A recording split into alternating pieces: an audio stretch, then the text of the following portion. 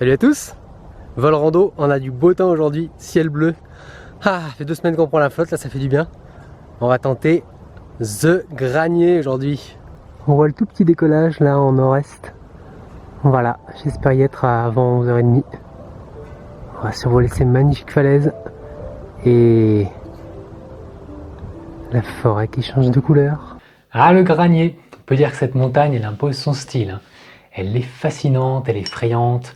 On dirait un bunker avec sa forme carrée. C'est vrai que c'est un petit peu, pour moi, la dernière montagne visible depuis chez moi, où j'avais pas encore randonné. Et là, je vais avoir l'occasion de la faire en rando-vol. Donc, je suis assez impatient. Sa falaise côté nord, elle est super impressionnante avec ses 900 mètres de hauteur. Son histoire et sa fragilité, d'ailleurs, je vous en parle un petit peu dans cette vidéo avec des plans drone sympas. Donc, si ça vous intéresse, et le lien, bien sûr, est en description. Donc, pour préparer ce rando-vol, c'était pas si simple de trouver les infos, mais il y a apparemment 2 voire 3 décollages, un en est, en ouest et en nord-est, celui qui m'intéresse aujourd'hui. Alors il est assez technique, la place est plutôt limitée pour préparer son aile et la distance avec la falaise elle est réduite au minimum. Sans parler des arbres, juste en sortie de décollage. Donc un petit peu de vent de face pour un face voile, ça sera bien utile, voire indispensable, mais on y reviendra tout à l'heure. Voilà, prévol, repérage de latéraux, un champ en légère pente à Bellecombe.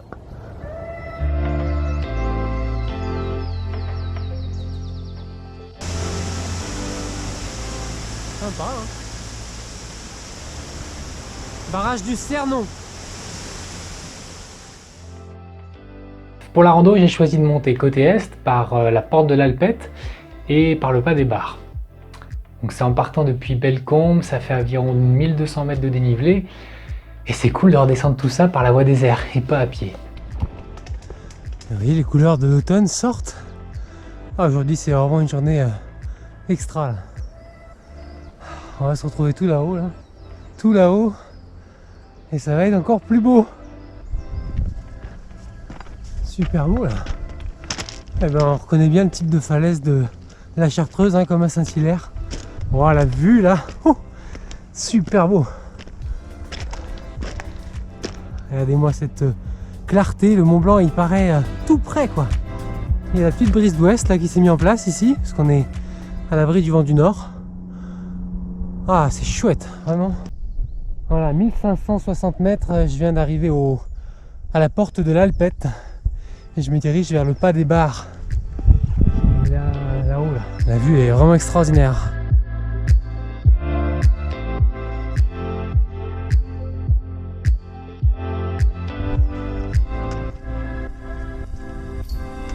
Le pas des Barres est un passage assez raide qu'il vaut mieux emprunter sans neige et à sec. Alors il y a bien des câbles et des échelles, mais le faux pas n'est pas permis, donc soyez prudents. Le balisage est également assez discret. On a vite fait de s'écarter de la sente. Heureusement, j'avais soigneusement préparé ma sortie, du coup avec une trace GPS dans le téléphone. En cas de doute, ça évite de se tromper et de perdre du temps. J'arrive donc sur le plateau. Là, il n'y a plus qu'un seul chemin possible, à l'ouest en suivant les crêtes. Je commence à sentir le vent d'est, nord-est, moins présent que dans les prévisions. Et regardez là. Regardez la Chartreuse et les couleurs rouges qui sont apparues là. Magnifique. Voilà, je sens bien le vent d'est, donc on va voir si le déco nord-est fonctionne ou si je crois qu'il y a un déco est tout en haut. On va être devant la falaise d'ici quelques secondes. Ça c'est quoi? Un cairn. La falaise elle n'est pas encore là. C'est la falaise ouest là. Ah, je vois la croix qui est là-bas. Voilà, nous n'irons pas plus loin. L'accès est interdit après ce point-là. Il y a des beaux éboulis qui se sont produits, enfin carrément un gros morceau de falaise en 2016, avril ou janvier, je sais plus de quel côté, mais c'est l'année où il a le plus souffert. Et j'aurai mon compte de falaise tout à l'heure depuis le vol. Et je vais m'offrir un de ces vols là. Regardez la vue sur le lac du Bourget, Chambéry, imprenable. La Chartreuse de l'autre côté, le massif des Vosges.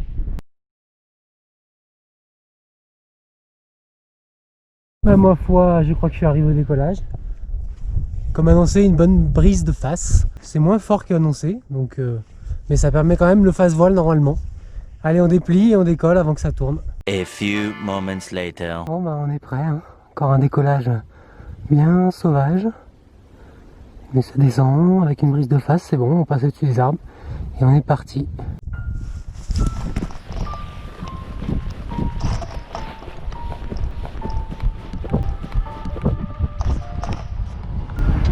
Yahoo!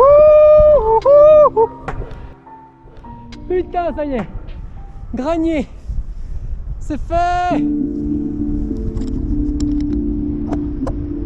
Voilà.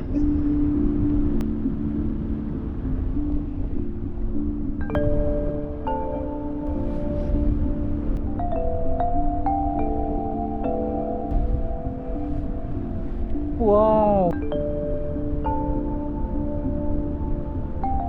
Putain, ça va vite de ce côté. Waouh!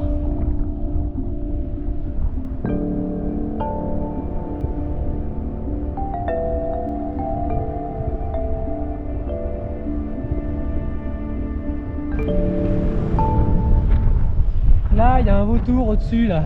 Coucou! Vautour fauve. Waouh!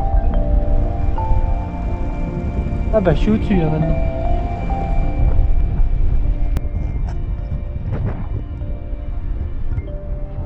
Là, c'est la grosse falaise qui s'est effondrée. C'est l'éboulis qui a cédé. Cet endroit, il a quelque chose de mystérieux, c'est sombre, mais c'est fascinant. La falaise, elle me donne l'impression de m'attirer vers elle. Et en montagne, on se sent souvent tout petit, hein, mais là, il y a quelque chose en plus. Je me dis que je contemple de très près une falaise qui sera certainement plus la même dans quelques années. Cette montagne, c'est un vrai gruyère. Elle paraît tellement imposante et solide, mais en réalité, elle est plutôt fragile. Tout comme les Alpes d'ailleurs, tout se casse la figure.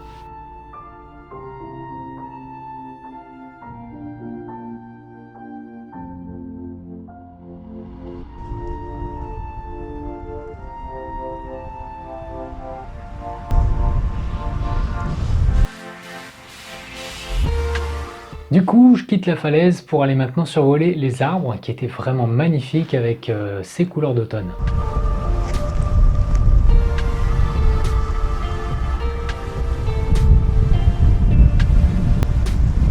Regardez-moi ces belles couleurs d'automne là. Super beau là.